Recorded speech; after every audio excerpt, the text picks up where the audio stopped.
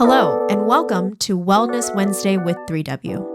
Wellness Wednesday is sponsored by 3W Medical for Women, a nonprofit medical clinic offering free of charge or low-cost reproductive health services to women in the Seattle area, regardless of income or insurance status.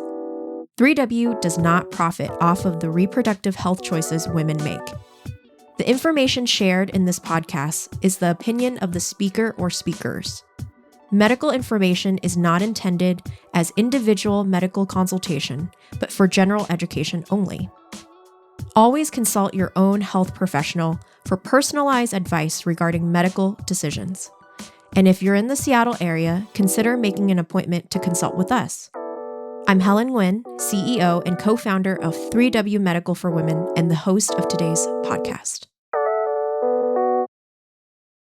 Hi there, Wellness Wednesday listeners. I am back in the studio, and it feels like it's been a while, because I think it's been a while. And I apologize ahead of time if I seem a little quirky or off today. I literally just got off the plane from Orlando, spending 10 days down there with my family. Florida is wild, guys. It's a whole vibe down there that I do not understand. And being a Seattleite, that much sun is a little bit too much. Too much. Yeah.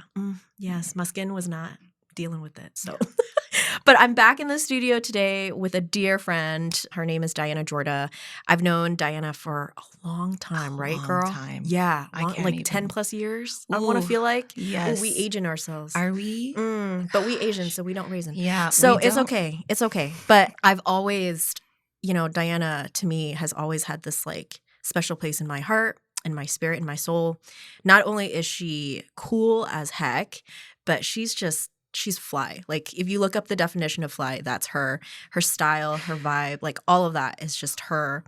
And to just watch her journey from afar, I was just and I've said this since we've reconnected, that it's been foolish of me to not have connected with you earlier, but maybe that's just the way it had to happen for us to kind of circle back together.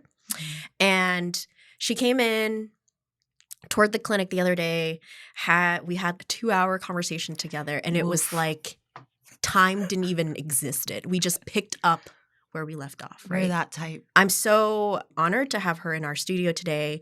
I want you guys to hear about her journey to becoming a mental health professional, because it's beautiful.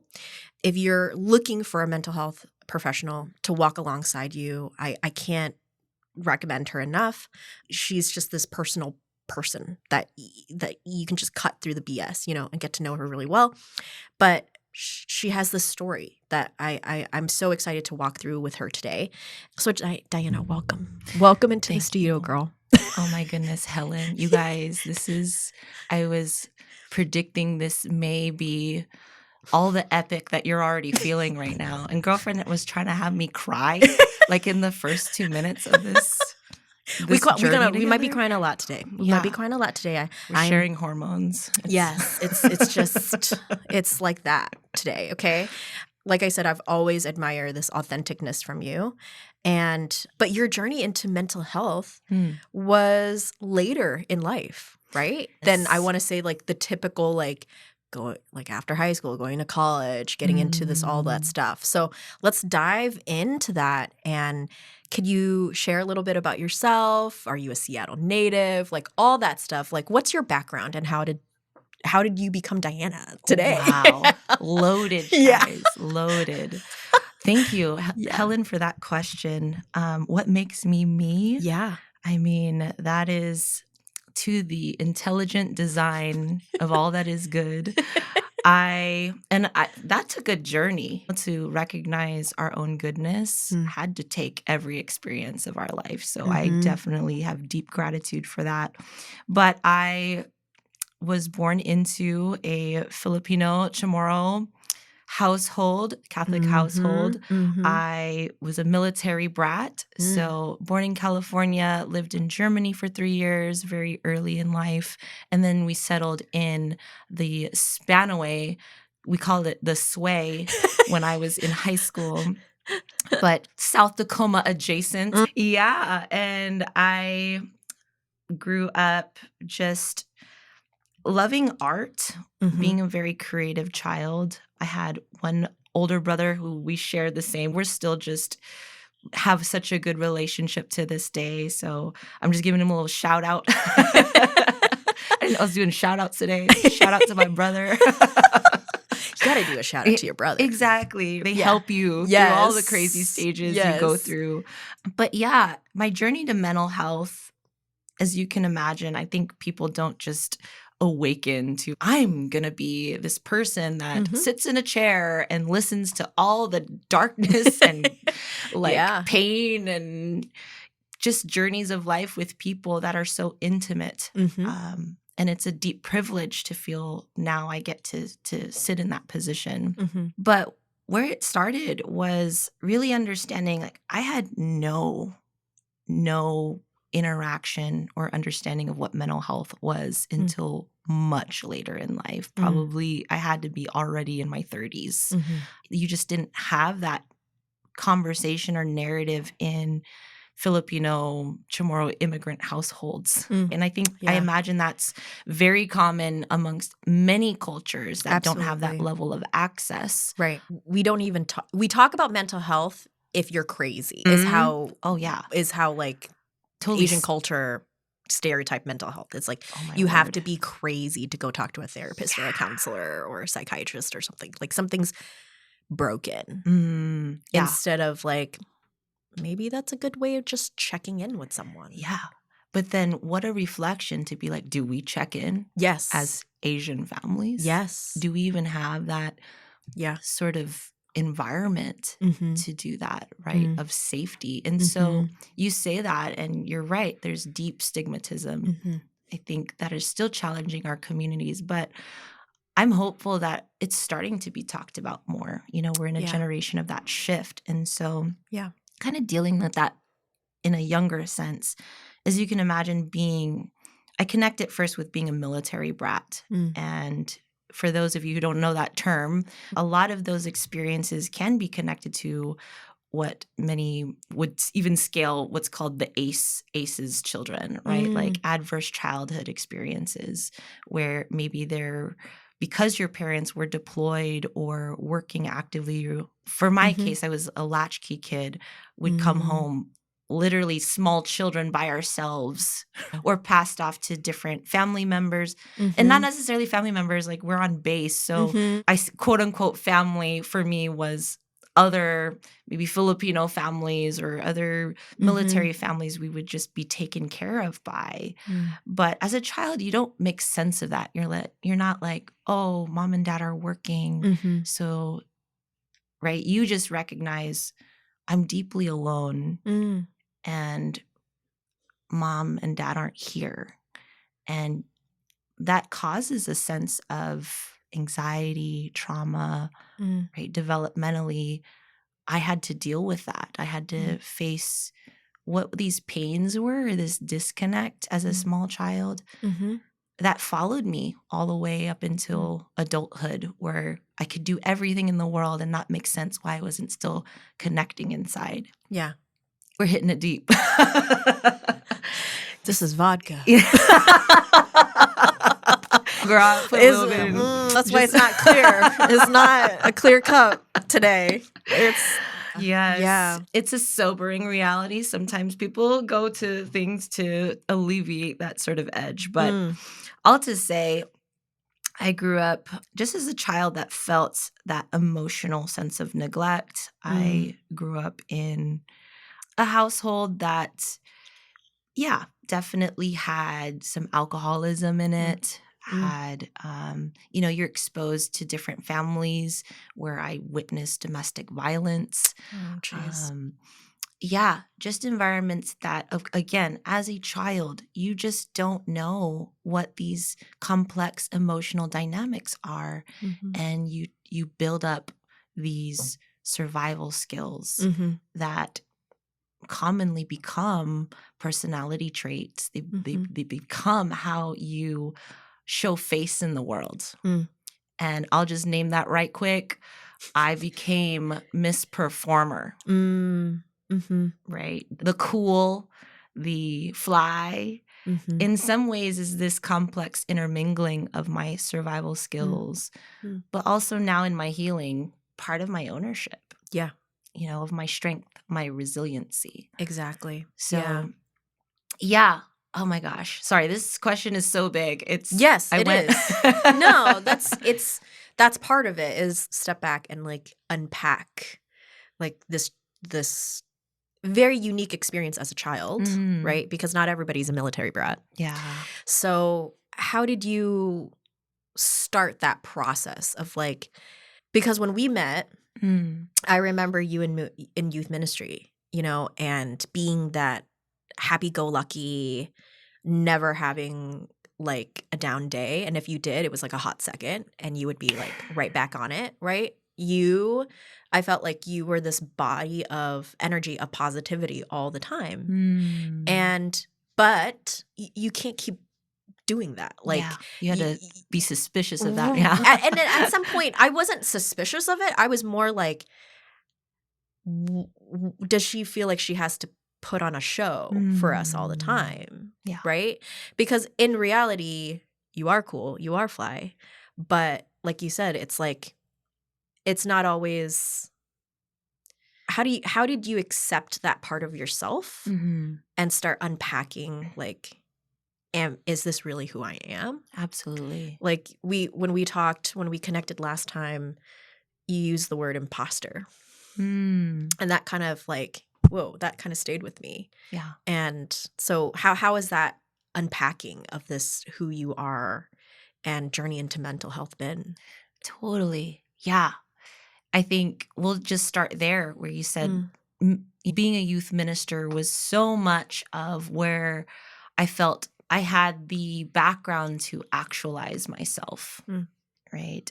When I was growing up, I was surrounded by very much the church. That's one of the staples in some sense to many military families who are Catholic. They first look for the church on the base, right? They look for the hospital. They look community. For these, connection points. And I grew up very much around the exposure to religious, community, and was very affirming towards me. I was constantly given positive praise by spiritual leaders. My mom would actually bring in Bible study leaders from other denominations who would come into our house, and many of them would just, who's this little girl who's very, behaved, polite, attentive, loved the Bible, loved memorizing scripture, finding it the fastest in the Bible, right? This level of being able to apply this proficiency and accept the praise and affirmation I was hungering for. I was completely thirsting for, as you can imagine, just talking about emotional neglect. Sure. Right. Yeah. And so when you're in these environments that the reinforcement of positivity is how well can you be competent?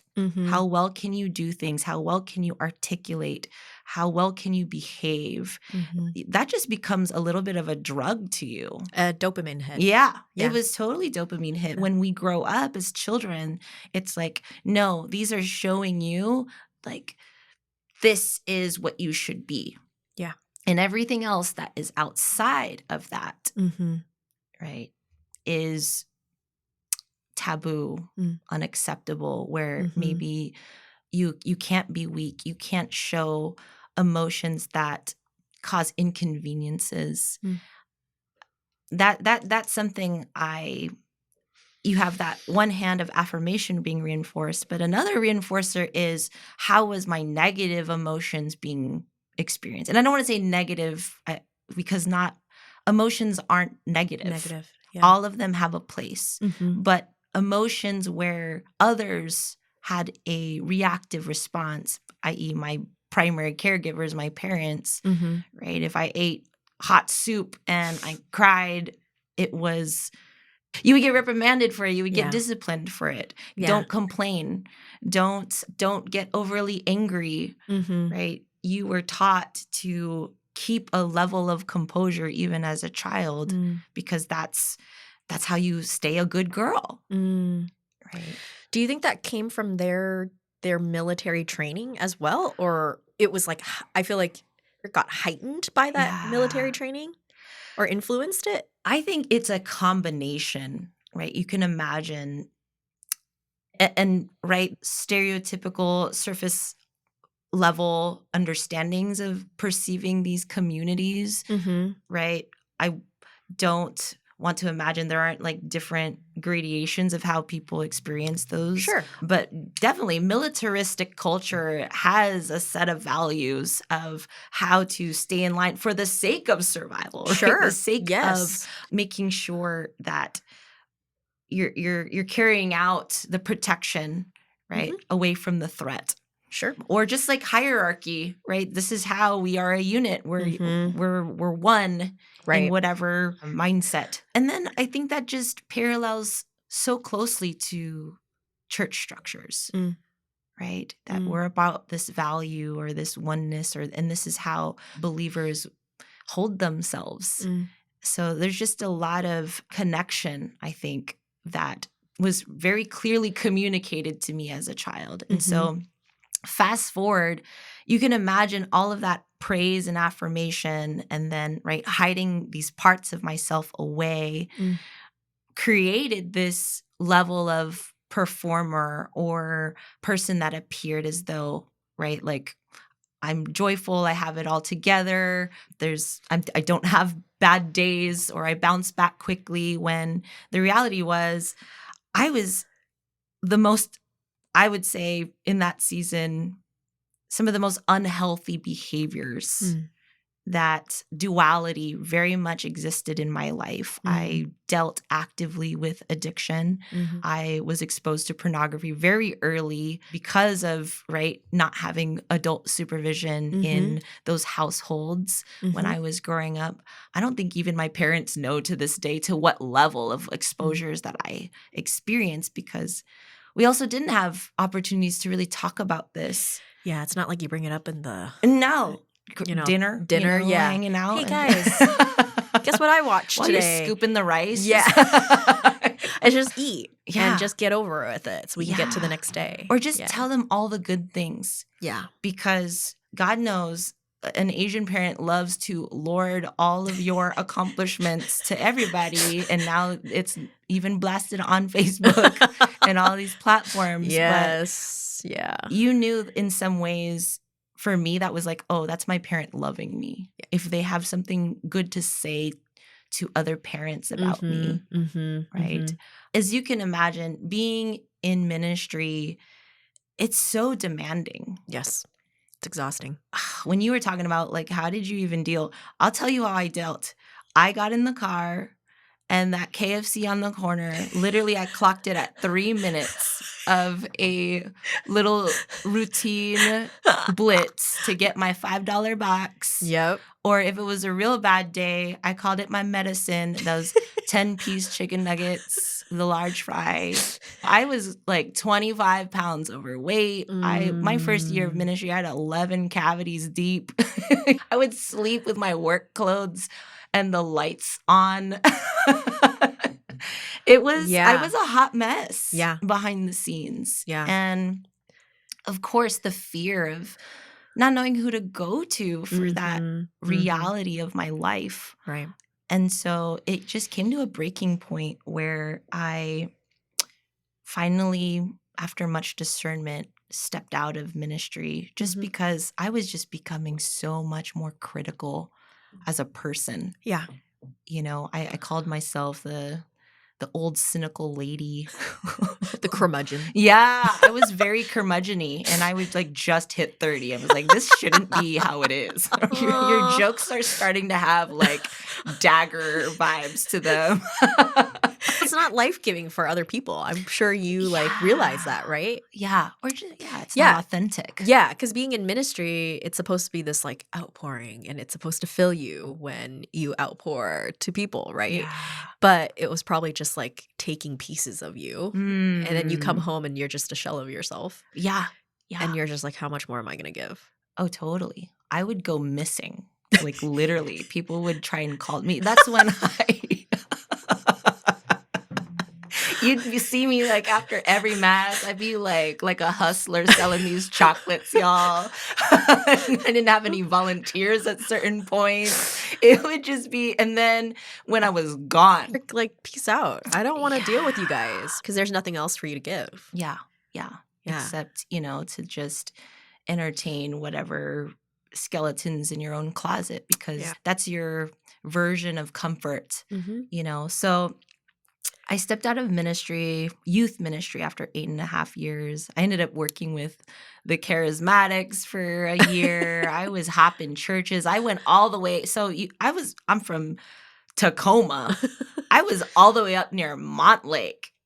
I was up near North Seattle, driving and serving these parishes all along the I-5, flipping websites, just, because I had no more direction at that point. I only knew what I had learned from these years of ministry. And you can imagine going out there with that type of resume. I tried to apply for the yacht club. Writing newsletters for the yacht club, you guys.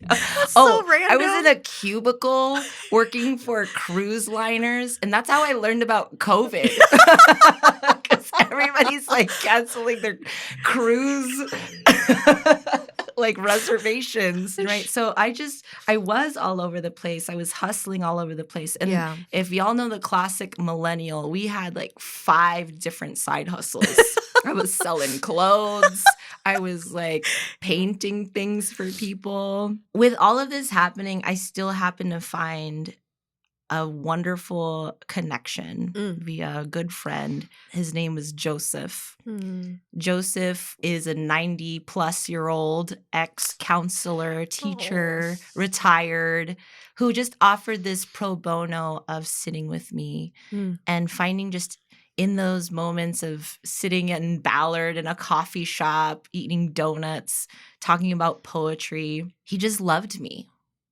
And that level of love, I thought I was just getting free counseling. I was just like, this is cool. Girl got no money. As hard as she's hustling, it is. I couldn't pay for gas sometimes. Yeah. I had to call 6 people. Anywho, it came to a point after a few meetings, he would say, yeah, when you start your own counseling profession or when you become a counselor. And I was like, I wonder, sorry, Joseph. I was like, I'm wondering if this is a senior citizen moment. Because I was like, I'm coming to you for counseling. How are you already saying that I'm going to be a counselor? Yeah.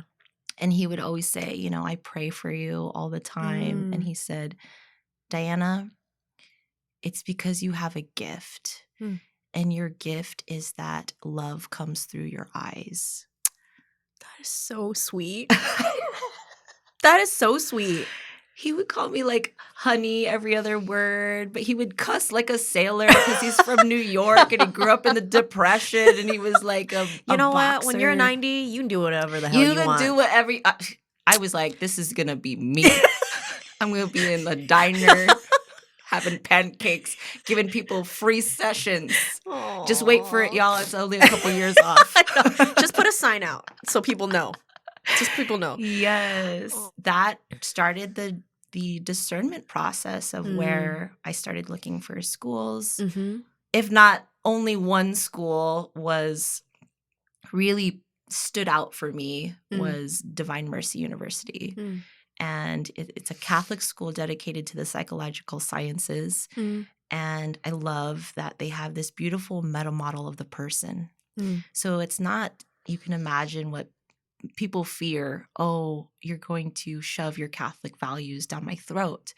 But as professionals, we see our clients with the wholeness of their godly design and that their flourishing involves all facets of themselves, including the spiritual aspect. Yeah. And so just being able to see them with that lens, I can give them the highest level of care, whether or not they come from an entirely different worldview than me. Yes. It doesn't even matter. Because we're spiritual beings. Yeah, absolutely. I'm seeing an entire universe in front of me. Yeah. Right? This constellation of experience and beauty and goodness with this gift that no one else can offer in this world once they accept and claim themselves in that love.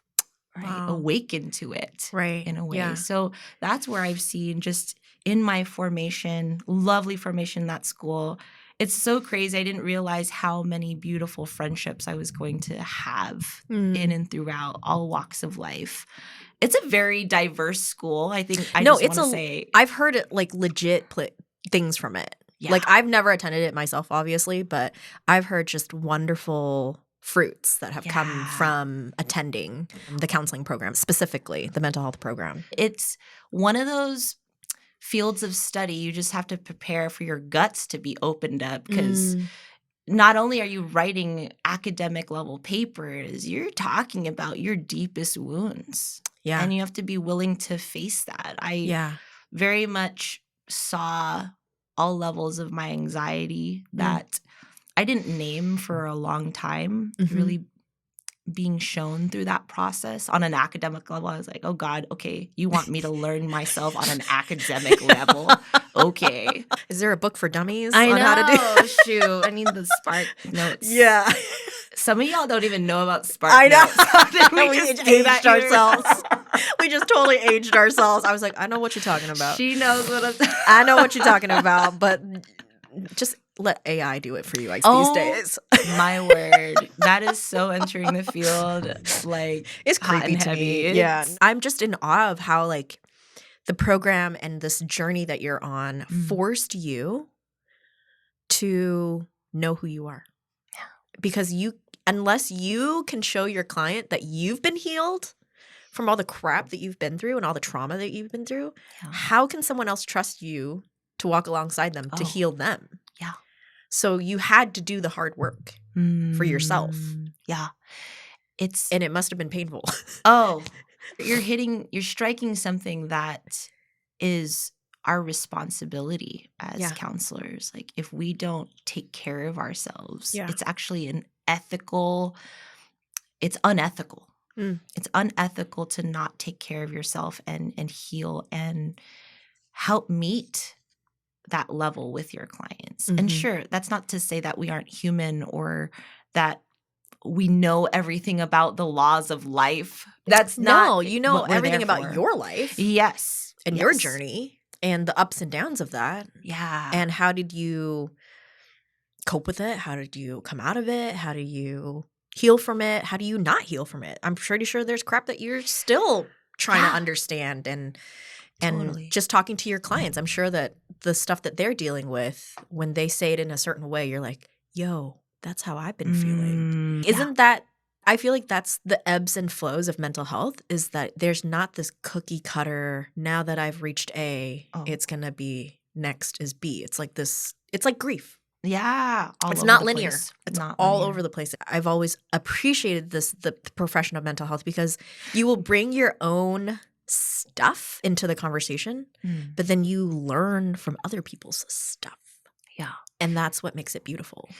And that is that's a balance, right? Because there's a point where I can't allow my stuff to enter into my clients, their story. Sure. In a way. We call it bracketing, right? If I get any kind of counter-transference, whatever they say, I have a reaction to. I have to bracket it. Right. Oh, I know I had this experience. Yeah. I need to set that aside for a moment because my focus is on them, right? This is a client-centered space. And so what you're getting at that is absolutely true is the empathetic reach for where I've felt that pain. It might not have the exact details of my story, but I have to enter in with that hurt in a way where I'm not then, because I'm feeling uncomfortable, trying to pull them out of their feelings. I'm not trying to be like, oh, we need to fix that, because that's really difficult in so many spaces where these emotions were not wanted or they didn't. Or they were taught to be suppressed. Yes. So my job is actually to help facilitate a space where they can actually fully feel what they're experiencing. Yeah. Like I might even have bodily reactions to that discomfort. Yeah. But I have to stay there in it with them. So there's this weird synchronicity that happens even on an unspoken levels that you have to meet your client in. Yeah. Yeah, it's trippy. Being in therapy myself, I understand of like there are things that you've suppressed or there are things that you're dealing with that you don't know how to communicate, name, just put words to it, put feelings, put color, put like emotion to it. And a good mental health professional knows how to walk alongside you and watch you kind of like, whoa, that feeling I can now name because you just gave me the context to help me name it. Or sometimes in therapy, I just feel of like, I think of color. Yeah. For some reason. And it's like, oh my gosh, I was feeling red. And I didn't know how to name red or like that passion or, you know, or whatever. And a good mental health professional kind of like pulls that thread. Yeah. And it's like, oh my gosh, that's how I've been feeling. And I didn't know how to put words or description to it. Yes. And a good mental health therapist knows or professional knows how to do that very, very well. And then just because there's a gaping hole doesn't mean it's a bad thing. Yeah. That's how wounds are healed. Like it has to be cleaned out. Like it has to be like tended to, right? And then it could heal. I think you put that in such a lovely visual. Oh. Right? The fact that I was just like, I was going with it because that's exactly what I do with many clients. And sure, there's actually clients that aren't very visual. And so we have to test different avenues. But what you're describing is that we are meaning makers. Humans throughout time, beyond carbon dating and sciences and seeing how old something is, we were able to know how old something was because of storytelling, because of symbols, because we are able to interact with our external that we now have a relationality to. And so it's part of my job to be curious, right? I use a lot of allegory to be teasing out words. Like, what's this word really mean for you? I can have my sense of it. Sure. Like a table for you is a different table for me. Right. Unless I ask you about it and those qualities. Right. Or like, how would you even describe this table? Sometimes you look at something and it's not the way you thought the other person would describe it as. You look at this table and you're like, it's smooth. But the first thing someone else thinks about when they look at this table is like, it's wood or something like that. Like you're just like, how do you? It's a different quality. Yeah. And so when you come to emotions, and mind you, emotions right now, even in the field, in the research field, is still very controversial. Where do they come from? Why are they there? Right? Knowing that thoughts and emotions and feelings are three different categories of experience. Right? Feelings are much like sensory things. Like, oh, I ask my client a lot, like, where is that in your body? Okay, it's showing up in your chest. That's different from the emotion of anger. When you ask about anger, you might have those feelings attached to the emotion. And what does the emotion tell you? The emotion is this nervous system response to maybe how your brain has connected it to thoughts. What is the belief? So it's this little rabbit trail of seeing all these three categories and why is that reaction for you the way it is, right? I specialize in trauma. And so you can imagine that when someone has an experience, that experience translates into a belief. I am not safe. I'm unworthy. I don't matter. And that belief, that thought process evokes the emotion, because the emotion of I'm not safe or I don't matter, right? Super uncomfortable. because the mind is stylized for survival. We want it to be stylized for transcendence. Unfortunately, it's not. It's for survival. And so when we feel disconnected, that emotion is saying, oh no, we're not going to survive because we're disconnected. We're disconnected from the tribe. We're disconnected from primary caregivers. We're disconnected to safety. And so that emotion will then send signals to the nervous system, the feelings in the body, right? The mind-body connection is so intertwined that way. So as you're saying this, I go way back to full circle to when a client is having an emotion, it's my job to help facilitate that curiosity and observation that is different from reactivity.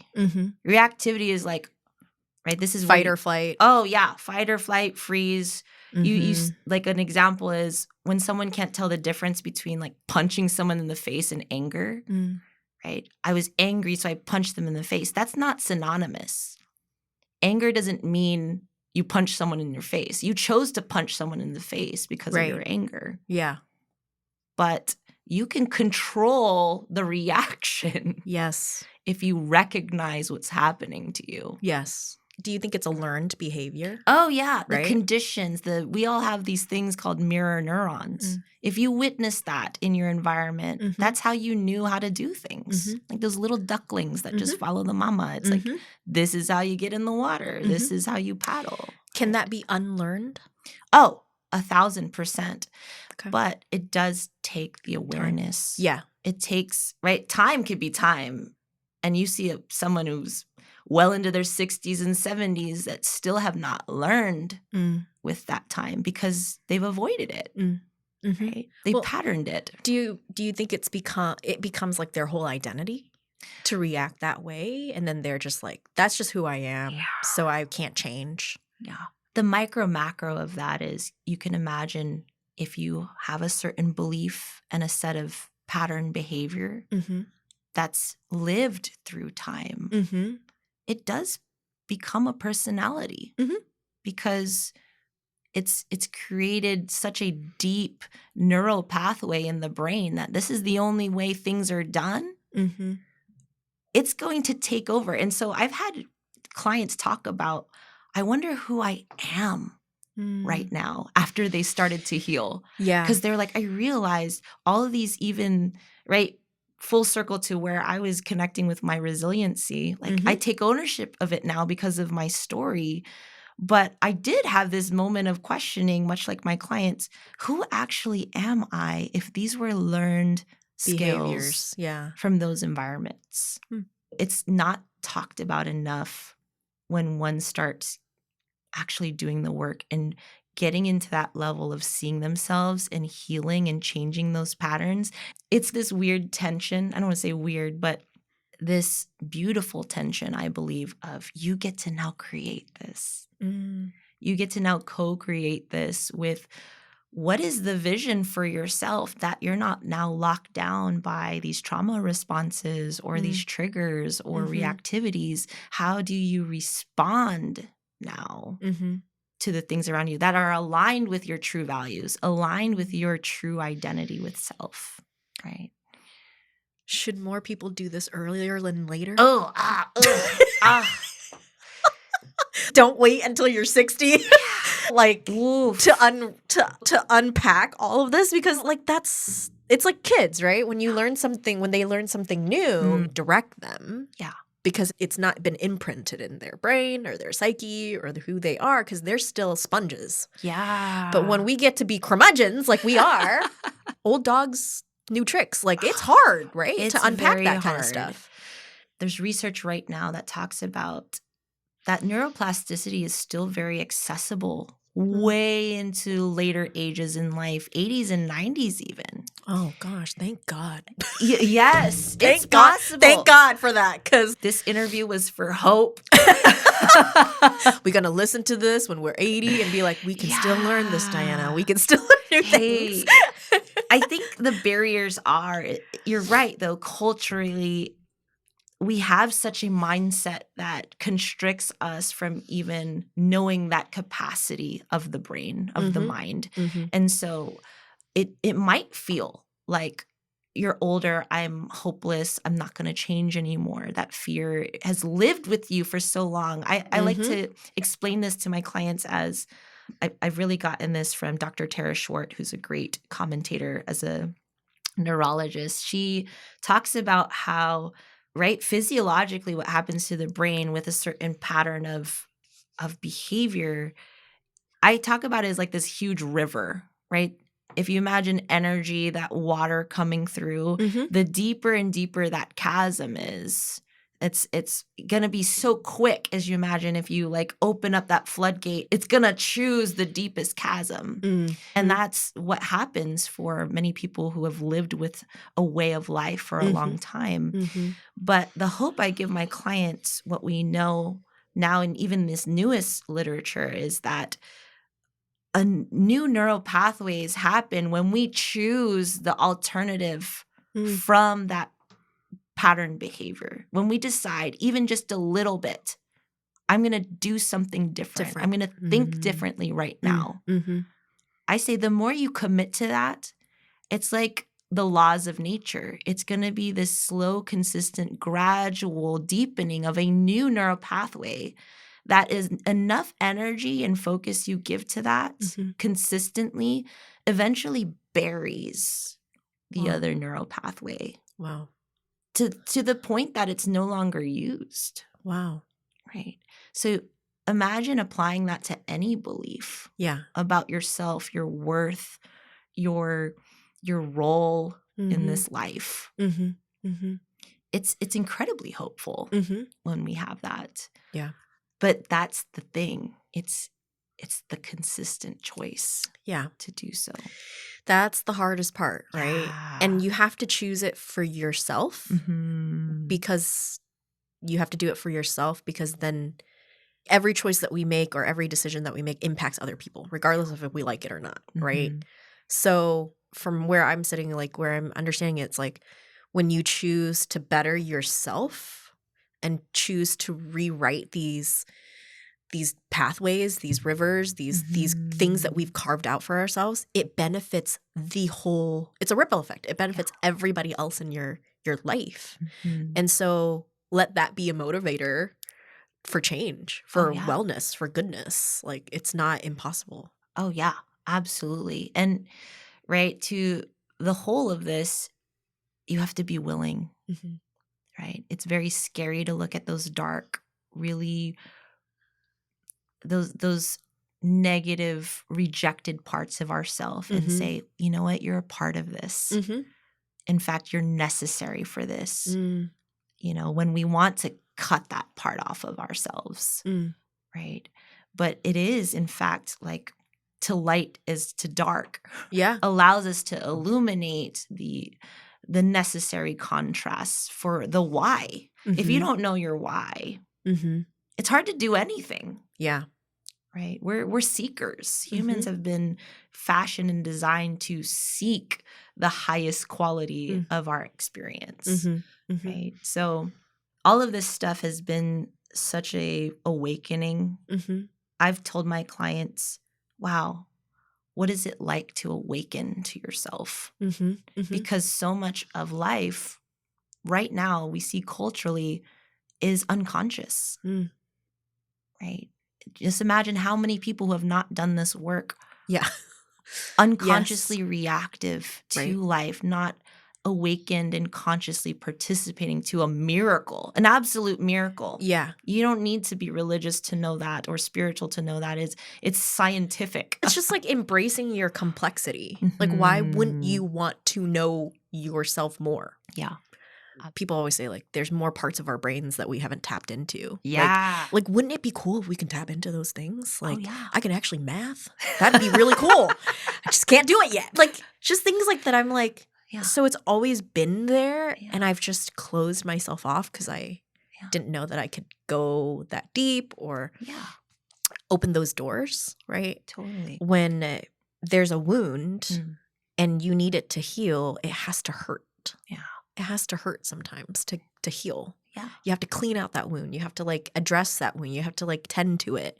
And that's there's no shortcuts. There's just no shortcuts. You got to get through the crap to get to the other side of it. But it's rewarding. Yeah. Absolutely rewarding, not only for you, but everybody that interacts with you. Yeah.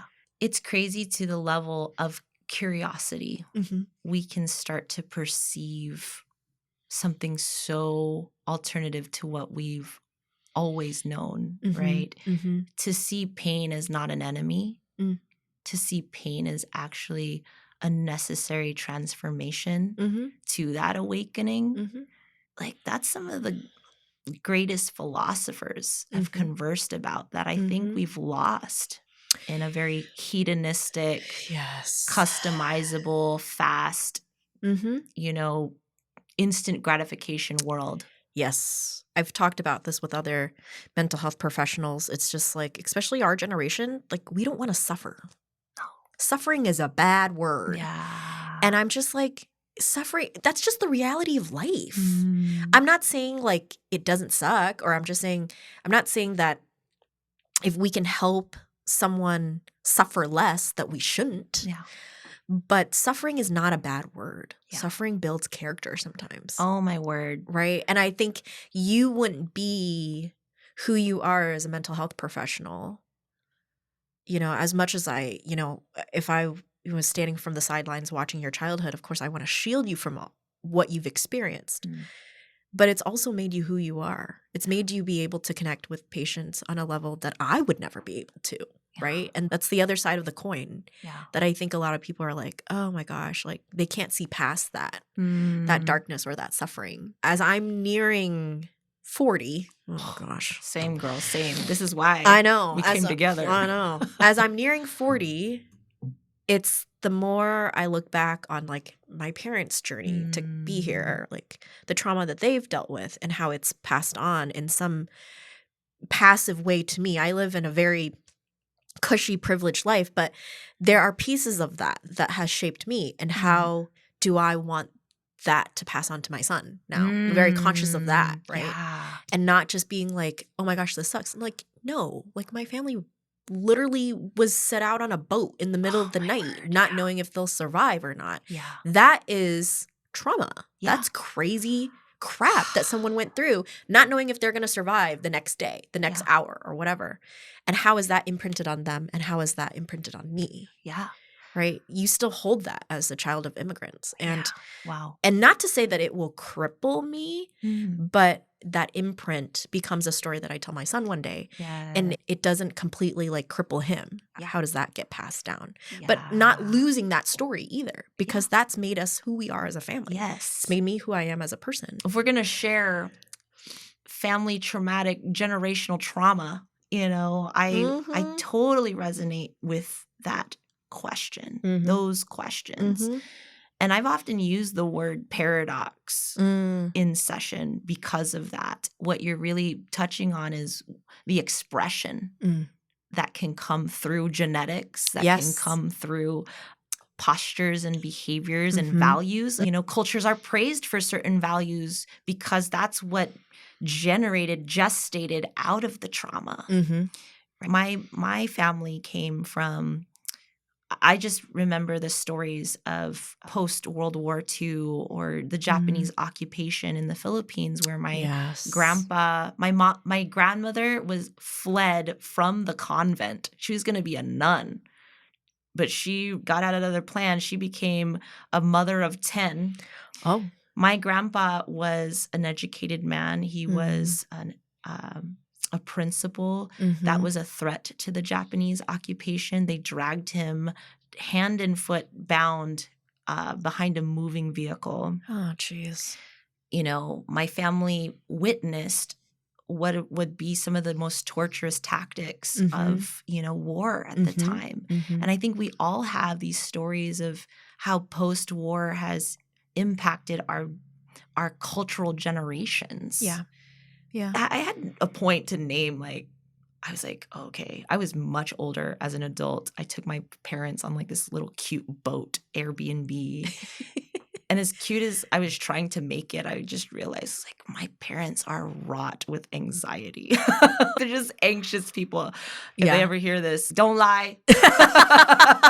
I'm not saying anything wrong right now because I'm anxious too. My brother's anxious. And we had to awaken to it. And that's some of the also tools that we often use in mental health, which is mindfulness. It's this awareness of your story.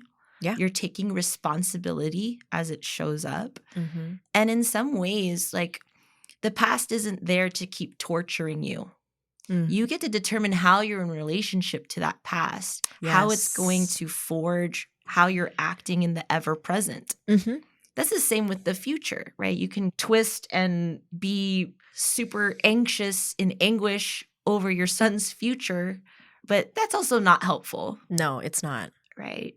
Yeah. But the opposite of that, I don't want to say the opposite, but maybe a more helpful, treatment of that is because of this mindfulness that you have in that present, you're able to help shift the daily activities or how you speak into him or how you tell these stories to him that will help support and scaffold his future, your future as a family. So having that continuum of self is really only for the present.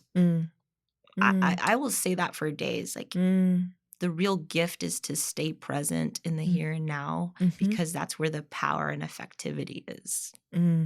We need to have the unplugged version. I've thought of that. I think, I adore you. And I just think your journey into this work not only has obviously shaped and changed and complemented you and completed you in so many ways, and you're still understanding what that completion looks like. It's going to be a ripple effect in these people that are around you. And if you're looking for a mental health professional, please tune in to Diana. And Diana, what's your website? What is it called? And what's your Instagram handler? That thing. Yes. So you can find my website at www.dianajorda.com. So it's just my full name there. And my handle is to behold you. So I have an Instagram and a Threads. I'm not on Twitter or X or whatever that is. I don't know. I'm too old for this. I don't know how to do it. Threads is connected to Instagram and Facebook. So just put it in the internet. Yes. Pop up. We will have this all in the description of this episode. But I follow you on Instagram, and I love watching your little videos to me because I feel like you're talking to me. You're always just, hey, boo, and I just want to be like, yes. What would we like to talk to about today? I am your boo. And I'm like, oh, she's talking to a lot of people, but if it's for you, it's for you. I feel like it's for me. It is for you. I feel like it's for me. Like I said, I love you. And if you want to experience Diana and how she can walk alongside your life, I feel like we've only scratched the surface of trauma and suffering and all of that stuff. And we can probably have you come back and do a deep dive into this trauma that you're talking about, because there's a lot of not only the patients that we serve, but people that listen to this podcast and go like, yeah, I can resonate with that. But reach out to her. She's so approachable. I'm hoping that she gets involved in our organization more and more. But just thank you. Thank you for spending this time with me and walking us through your journey of becoming this amazing mental health professional. Helen, you are so beautiful. Thank you for inviting me to this beautiful table. I will converse with you any day of the week, queen. And y'all, we could go to karaoke. This is legit. We could have a podcast / karaoke sesh. Yes. But I deeply, deeply appreciate you and love you. Thank you. I love you. The feeling is mutual. We can probably just gush over each other the whole time. I thought that was the whole episode. I guess. All right, y'all. Thank you so much for tuning in today. And like I said, you'll be hearing from Diana again. I'm hoping to have her back. Thank you so much. Until next time. For more information about 3W, please visit our website at 3wmedical.org. That's the number 3, the letter W, medical.org. From there, you can learn more information about the services we provide. book an appointment, or make a donation if you'd like to support our mission. You can also call our office at 206-588-0311. That's 206-588-0311. If you like this episode, please share it with others and consider subscribing on your favorite podcast platform so you never miss an episode. Thank you so much for listening, and until next time, stay healthy and be well.